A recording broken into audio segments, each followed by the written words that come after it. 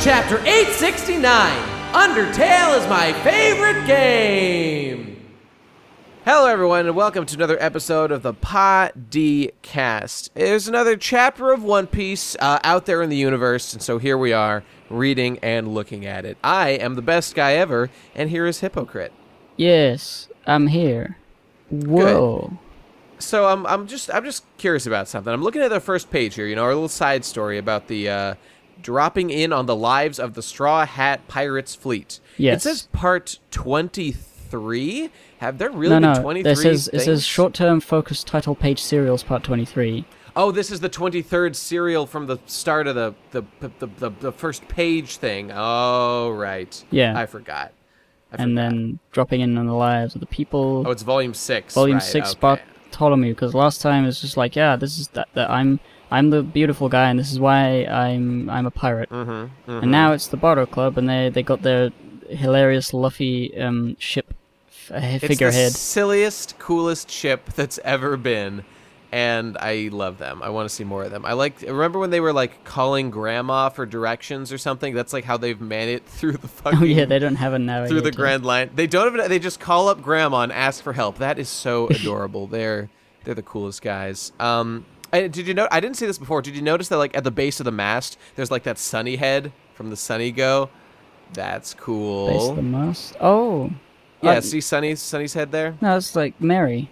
Oh, I'm sorry. I meant fuck. Okay, because what I was gonna say here, it's Mary's head, but I was gonna say, like, isn't it interesting that, like, Luffy and the pirates, like, before the time skip, like, maybe 1 year passed, right? That was like maybe 1 year, and at the end of their quest there, they had the Sunny, the Sunny Go, and I was wondering what would be more famous with the Straw Hats, like them like with the Mary or with the Sunny. But like I guess Luffy did get all the way up to like a 300 million berry bounty with the Mary. He did the whole raid on Enies Lobby.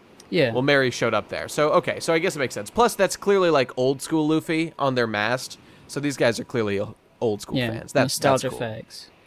I like it. They probably hate this new edgy direction Luffy's going with his big chest scar. Oh, it's totally lame. Why don't you wear your hat on your head more, Luffy? Okay, whatever. Oh yeah, and his old vest as opposed to the shirt sleeves he wears now. Okay, whatever. Barto's cool. This is gonna be fun. Can't wait to see what shenanigans those boys get up to. Okay, Yes. let's get into the chapter. And into the chapter we go. Beji is a big castle boy. He's known as Big Daddy or Big Guy. Something Big Father. Like that. Big Father. Like Daddy the Father. Remember that? Remember that guy? Oh, was that was the Usopp filler arc? Yeah. From yeah, I remember that. I remember that shit. That was cool. Anyway, yeah. That was like the only time Usopp had done, because that guy had a duel with Usopp's dad before, I think. Yeah. And he wanted, yeah. I mean, hey, that was cool. That's like the only thing Usopp has ever done related to his dad, and it was filler in the anime. Okay, whatever. Let's move on.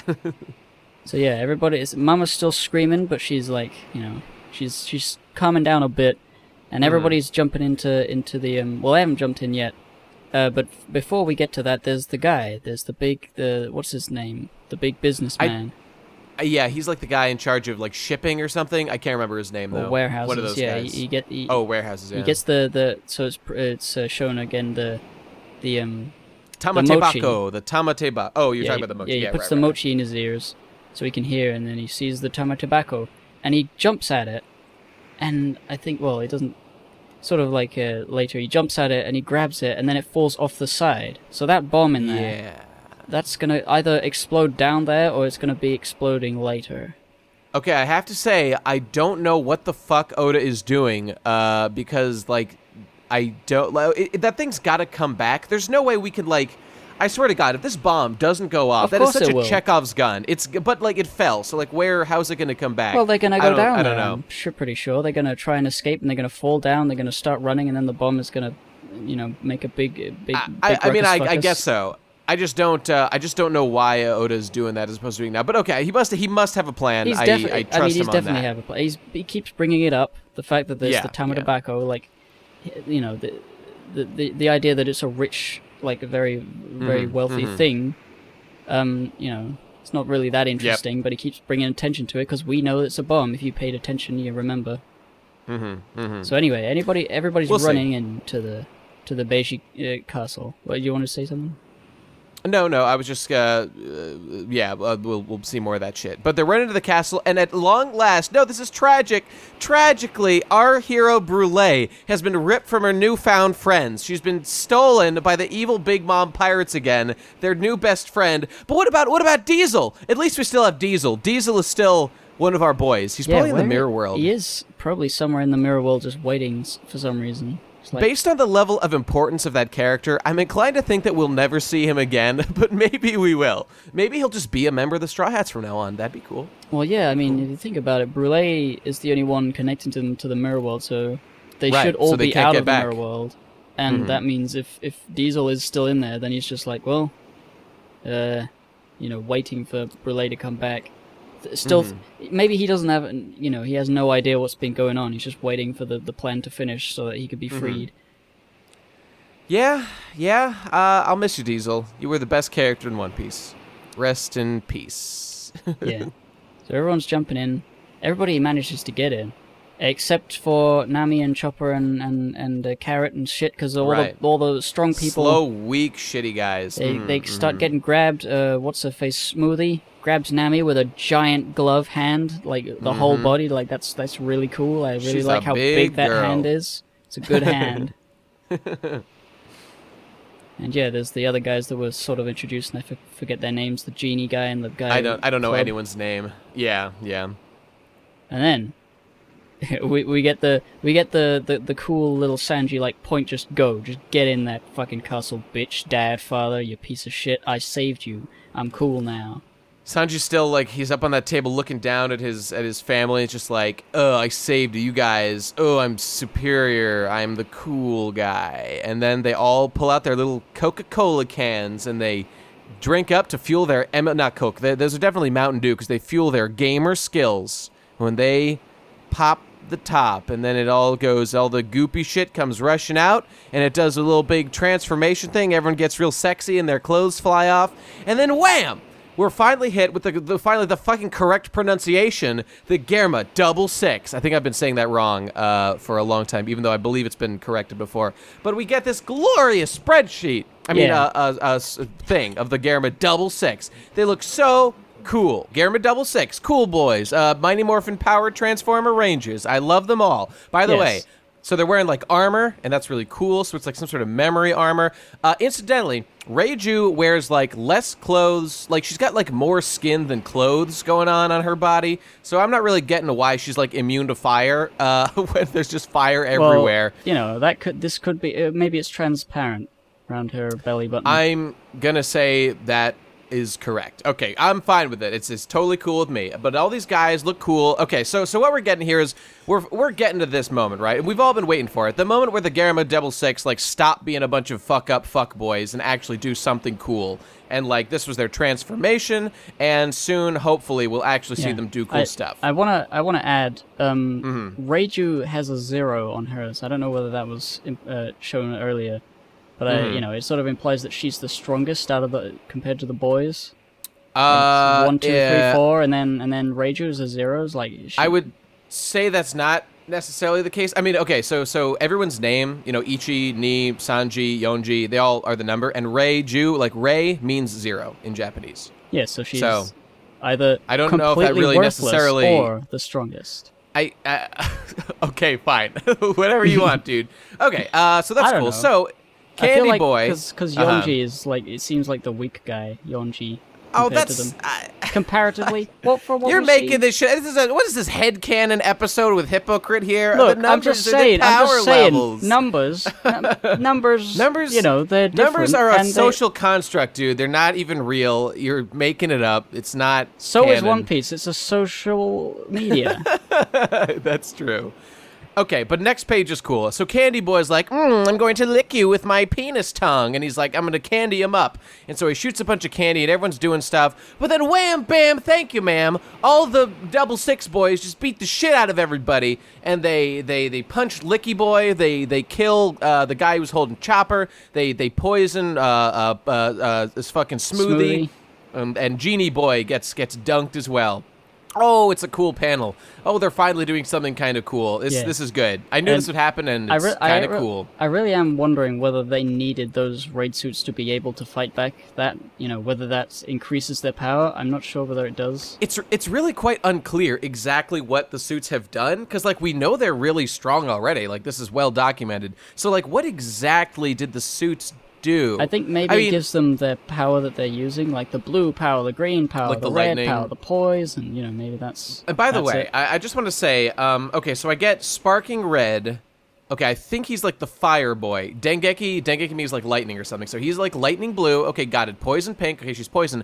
Winch green. What does that mean? What are those? I don't understand. I would say it's probably. Like a winch, like the cable on a pulley, like that kind of winch. Well, what other elements would there be associated with green? I don't know. I think Earth? winch might be Earth? like a different language that means something to do with maybe plants or something. I don't fucking know. Earth. If anyone knows, please tell Heart. me. I don't know what the fuck's going on. Yeah, he should have been the heart boy. He's the boy. Wait, Sanji. Oh my god, dude, think about it. These are just like the fucking Captain Planet boys, but literally Sanji is the heart guy. He's literally the heart guy. Holy shit. And he was the best boy of all. I love Oh my god, everyone stuff. always shitted on that South American dude for being the heart boy, but turns out it was best of all. Because next page, we get the greatest heart moment of all time. Can we go to the next page, please? Before you do that, I just want to say that makes Judge Captain Planet, and he loves the environment apparently. So that's funny. But He's yes, Captain this is Genocide. this is the most ship-worthy moment of recent memory. It's All right, really sweet. So I go on A a lot, right? And A has been consumed this entire arc with the in the One Piece threads with like the whole thing about like Sanji and Nami and Pudding and like how's it gonna work out. And I just gotta say, like, I feel like Oda is almost intentionally doing this shit. Like the way that so Nami gets rescued or whatever. So Sanji catches her, and just like the look that they give each other. Like, Nami, she's, like, relieved, she's surprised, it could just be that, but Sanji is, like, so happy, so smiley, he's, like, holding her, he's clearly touching her boob. Look at that panel, guys, he is touching that boob. This is the closest he's gotten to sexing a woman in his life. And I'm sure he's very thrilled about it. And it's really about the next little sliver of a panel, about Pudding's reaction. She's like, oh, no. She's like, oh, no, my boy, my man. I've given up a true love to be a big slut. Why would I do it? Oh no! And I've got to use this panel as like the intro or something, because this fucking panel is just too heartwarming and also cucking of Pudding. It's yes. all the whole range of emotions. Women being cucked is way cooler. I think it is. I think so. It's interesting now because like Pudding has. We can see she kind of has feelings for Sanji. She doesn't actually hate him as she thought she did. Mm-hmm. And now, after they potentially escape, what is going to happen? Is she going to use her power to wipe everyone's memory, or at least Big Mom's memory, and make her not something with that power has to come into play before the end of this, or maybe later. No doubt. She hasn't done anything important yet. Mm-hmm. To maybe save Sanji. I love Sanji. Mm-hmm. Mm-hmm. Oh, I love Sanji so much. I want to. Oh my god. Okay. Didn't we predict that might happen before? That she would like be good and would like wipe everyone's memory, and that's how they would get out of like making enemies with Big Mom. Yeah, I think something like that was said. Pretty sure I did, because I'm a genius. Well, what you were saying was that she was secretly a good guy the whole time, but she just decided to be good. I've amended. You're right. She was clearly a bad guy. I've amended that position. Oda is not as deep as I thought he was. But in this particular way, yeah. Okay. So she was evil, but she's been redeemed, and I think since then, I currently think, I'll just say from now, I think there's going to be a thing where she wipes maybe everyone's memory around, or maybe just Big Mom's, to like as a way that our boys are able to like escape or maintain peace or something. I predict something like that will happen. But God, I know Oda is on record as saying that like there will be no romances between like any of our crew members. Like they're in love with adventure is his cheeky response to that. So they have no room for personal relationships.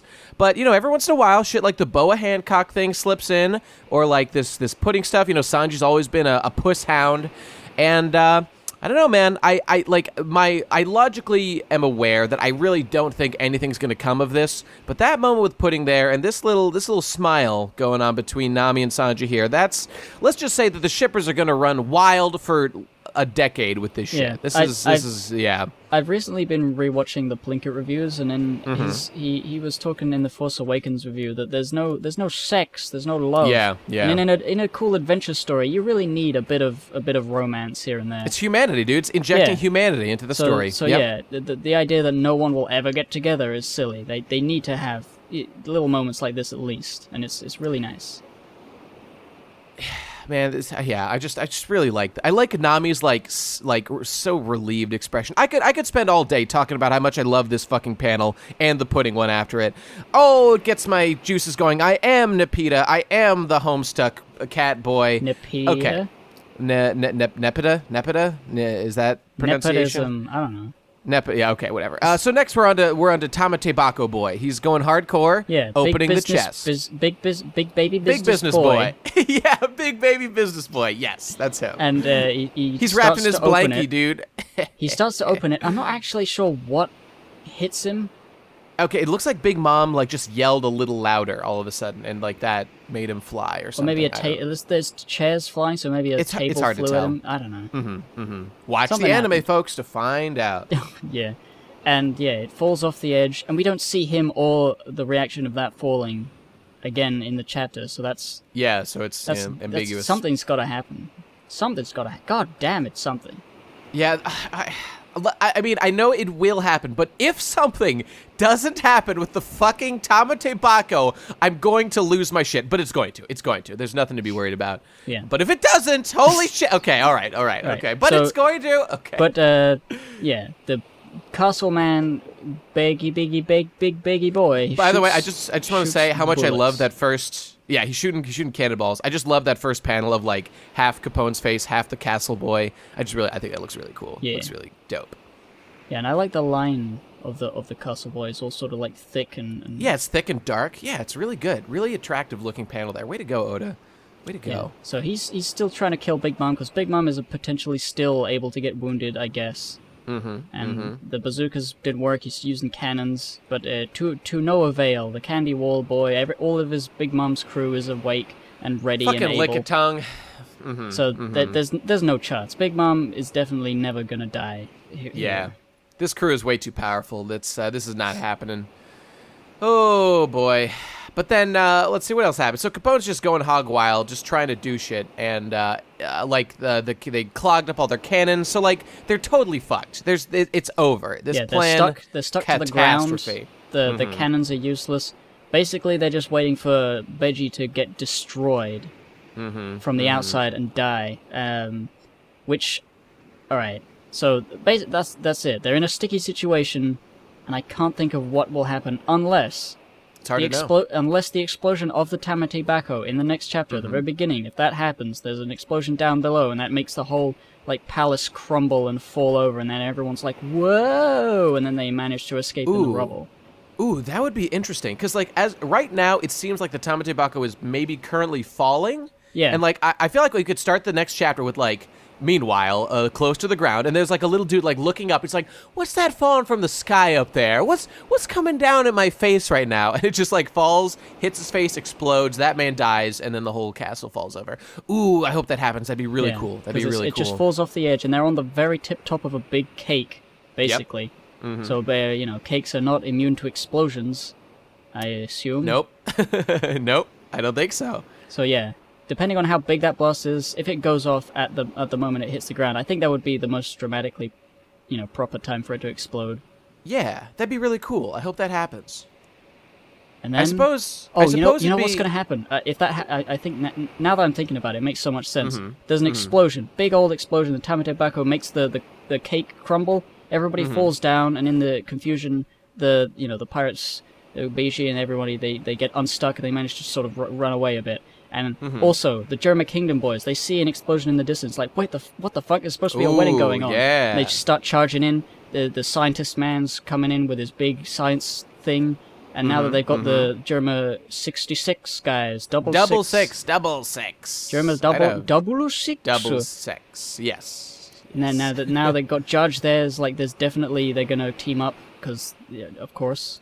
You know what? I do want to criticize something about that. That's totally fine, and things always go crazy and haywire in One Piece, which is which keeps it fun, and I've come to expect that, so it's not a big complaint. But like, I never really love when like coincidence is what like saves our characters as opposed to their own actions. So like, if the Tamate Bako falls and like explodes, and like that situation is what saves the day, like I'll just be like okay, I mean that's cool and all, but like really, like our main characters just fucked up bad repeatedly, and yet they got out of it somehow. Don't love that, but it's okay. No, I think because they had a big plan, and if they knew that the Tamate Bako was a bomb, or if they had remembered or something, then they might have had that as part of their plan. And but they didn't, though. But they didn't. Yeah, but what I mean is the plan had to go wrong for it to be hilarious. Oh, you're right. Knowing that, that's true. And to be fair, like, if they created the chaos of this event that, like, led to that guy being like, ooh, I'm going to grab this treasure, and, like, doing this shit that could lead to a big, explosion or whatever. So, like, they're involved. I'm just saying, my personal preference is I like when the characters are the ones, like, running the show. But, hey, I understand. For the way that, these things have to go, this is fine. I like a little bit of serendipity here and there. Yeah, and in One Piece, it's well documented. It happens all the time. It's totally cool. That's kind of like the type of story this is. That's totally fine. And speaking of serendipity, I just wanted to double down on a point I made when we were talking about like the flashback with Big Mom. I just wanted to state again how 100% on board I am with Big Mom like just being a freakish girl who just like was born super duper powerful for no reason, because like it's totally reasonable that in, like, a planet of, like, billions of people like One Piece, that there just be sort of, like, crazy coincidences, just somewhere in the world. And, like, it's not like we're, like, introduced to, like, our noon character who's, like, a little baby was born, and we follow them, and, it turns out they grew up to be the strongest person in the world. Like, that's kind of what, like, Luffy was a little bit. But Big Mom, like, we meet Big Mom as, like, one of the most powerful creatures in the fucking world. And then we're like, okay, and this is how she got there. So it's not like they're retconning anything. It's just, like, crazy things happen. This crazy, freakish monster mom had to be born somehow, and this is how it went down, as opposed to, like, her being granted the power by the Dragon Balls or anything. I don't know. I've been thinking about that, and I just wanted to state again how that totally makes sense to me, and I would find it silly to criticize, because I think it's 100% acceptable that crazy things happen in One Piece, such as super powerful babies sometimes. So, yes, that's my thing. Okay, cool. And one other thing, I just want to say on page 17, this is another thing that's just the best about One Piece. Look on page 17, you see on the left there, like, the Big Mom crew are just kind of reflecting on, like, oh, they've gone in the castle. Oh, we're going to beat them up. But on the left, you see Smoothie squeezing the poison that Reiju had, like, squished into her arm when she kicked her before, like, out of her, using her own devil fruit power. And I just wanted to reflect on, like, that's the kind of shit that makes reading One Piece great. Like, you've got a panel with all this shit going on, and Oda takes the time to, like, be like, okay, what would this minor character be doing in this situation? Okay, Smoothie had just been kicked by Reiju. She's got poison. She's the poison girl. She would be using her unique powers, this smoothie power, to squeeze the poison out. And, like, it's adding personality to this character. It's adding, like, new interesting things to the chapter. That's the kind of detail that makes the series great. It's subtle, like, explanations that, like, say if it wasn't explained, like, how did she survive the poison? And people like, how did she survive it? And then you could say that, oh, she squeezed it out. And the fact that he puts it in there, but he doesn't like have a big page of like, oh my god, I'm poisoned. I better use my power, my devil fruit power, to squeeze the juice out. That's exactly what makes it so good. Right in the background, yeah.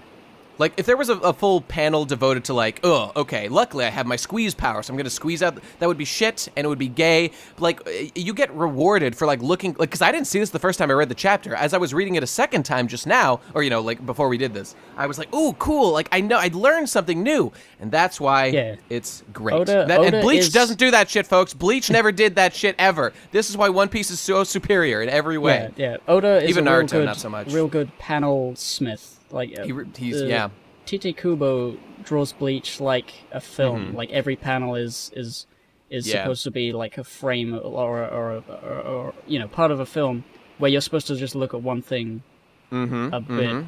I'm gonna say it though. Oda is like the Stanley Kubrick of fucking manga, because he fills the frames with things that you don't know would be relevant at first, and then you can go back and be like, holy shit, did he like mean something by this? Oh, look at all this fucking shit going on around here. Really what he is, he's like a classic comic guy. Yeah. You know, he's not like the Marvel where it's all about the characters and then the background's just a building. I don't know, fucking stuff there. There's a color behind it. Like the benefit of manga is that you don't have to worry about color, and then you can put so much effort into details like this. Yes, and only he knows how to do it, really. And I guess people might defend Bleach, for example, just as the example we're using, be like, oh, but Bleach is so much prettier, it's so much like better looking. It's like, well, okay, first of all, fuck you, and second of all, I say that is a worthy sacrifice, to sacrifice like cleanliness of lines for like extra detail, extra actual intellectual content in the fucking thing that you're spending your time reading. I would take that trade any day of the week. If you think about it, like the One Piece chapter panels is like, it's like you know, it's like I don't know, like Horseshoe Finale, and then Bleach panel is like a Nerd Rider video. It's like, you know, prettier, you know, got all that stuff. Nobody cares, though. Yep, absolutely right. By the way, are you still looking at that page 17 panel with Smoothie there? Yep. Look at that girl to her right, that little Queen Frostine looking girl. She's cute as a button. Queen Frostine. Yeah. I love her. I want to marry that girl. Okay, that's all. That's all I wanted to say. Yeah, all right, here's the thing about that. She's got like a slightly oval-shaped, sideways oval head. She sure does, like Otohime kind of. I think that's why I find her cute, because there was that big turquoise head snake girl who was like the hottest girl ever, and she's got a really wide Sandersonia, head. dude, fucking Sandersonia. She's the hottest girl in the fucking series. She's got a giant head and a sexy bod. What is it with wide oval heads that are so good? I don't know, man. Otohime kind of had a similar head to this girl too, and I fucking love Otohime. She was like the best character. Oh god, Fishman Island was good, guys. Fuck you. Okay, let's keep going. So we're in the castle. All the Germa boys are there. Yeah. Everyone's pissed as fuck, and they're like, "Oh God, we fucked up. What do we do? What do we do, Gib?" Well, what I was saying earlier, like Tamatobacco will probably explode, and they'll give him a chance to get out. Because I can't think of any other way that they would get away from this. And I don't think Beijing's gonna die. Yeah, because I hope he doesn't. Oh yeah. I don't think he'll die. He doesn't. I don't feel like we've exhausted everything he can do now. But like so Big Mom is now awake, and like so Beige is just like, ow, fuck, and I got punched because the castle is literally me, and first of all, I love this. I love how like crazy and weird his powers are. That it's like a weird fucking. It's like his stand. This thing where it gets injured, he gets injured too. It's a giant castle that they're all inside right now. Oh, it's so cool. And Big Mom's punching the shit out of him because he's just a castle boy, and he's like writhing in agony because he's like, ow, you fucking blew my face up, you bitch. Oh, this is so cool. This is the coolest thing. I really like how, like, if you notice, the characters are all just sort of like doing silly things, like Brooke is having a cup of tea already. Yeah, they're relaxed as fuck. And Luffy was like, oh my god, it's so cool, you're a castle. It's got the sparklies around his eyes. They're all just fucking it's the best. Stupid. It's that classic thing where the Straw Hats are like reacting in weird or like relaxed ways while like everyone else is panicking and freaking the fuck out. Oh, it's good stuff. It's good stuff. And so at the end, Big Mom is, she's back, baby. She's back, and she's punching the shit out of this castle. She's coming in, baby, one way or another. Like me with my date on prom night, I'm getting in one way or another, folks. That's, oh, no. Oh, I take it back. I'm a good boy. That was actually Gib. That was a story about him, not me. Anyway. Oh, no. So that's it. So Big Mom's back, and the stakes are elevating incredibly high. I think Big Mom is like on the attack, and this person is one of the most powerful creatures in the world. So, frankly, we need something like that Tamate Bako explosion, or like some diversion, like right fucking now, if we're gonna have these characters survive the situation. So, God, I can't wait for next week. Unfortunately, it's on break next week. So, Oda, you lazy sod, get back to work, you. How many weeks out of the year does he go on break? Probably like 20. He takes off like literally one a month these days. And I mean, I get it because, you know, it's really hard to be a manga boy and do anything else. Hey, I'm a Mia Math of a guy. I know what it's like to fucking devote your entire life to making a thing, but only for like one fucking month, as opposed to like 20 years that he's been working on fucking One Piece now. Oh, but, 25 at least. Is it 25? No, it started in 1997, so it's been 20 years now, I think. Yubaka. I think I've seen a 25-year anniversary. Maybe that was... Okay, here we go. Now I gotta Google it. One Piece is Wikipedia. Okay, folks, shut up and listen to me as I confirm how right I am. It was 1965 it started. One Piece. Fucking, where's the god? Okay, here we go. It started in, I'm pretty sure it was 97, but that might have been the anime, though. Original run, July 19th, 1997. That's when the manga started. I'm the genius boy. Oh, so technically, July 19th, so 1 month and 2 days from now, will be the 20th anniversary of the original release of the first chapter of One Piece. Whoa. Yep, there you go, dude. That's we might exciting. have to do a 20-minute episode to celebrate. We'll have to do a 20-year-long episode to celebrate. It'll be fun. Okay, right. well, we'll see you then, folks. In 2 weeks, because there's nothing next week. This is a good chapter. A really exciting stuff happening. Can't wait for the next one. Ooh, I'm ready for it. Yeah. Okay. Bye-bye, everybody. Bye. Goodbye.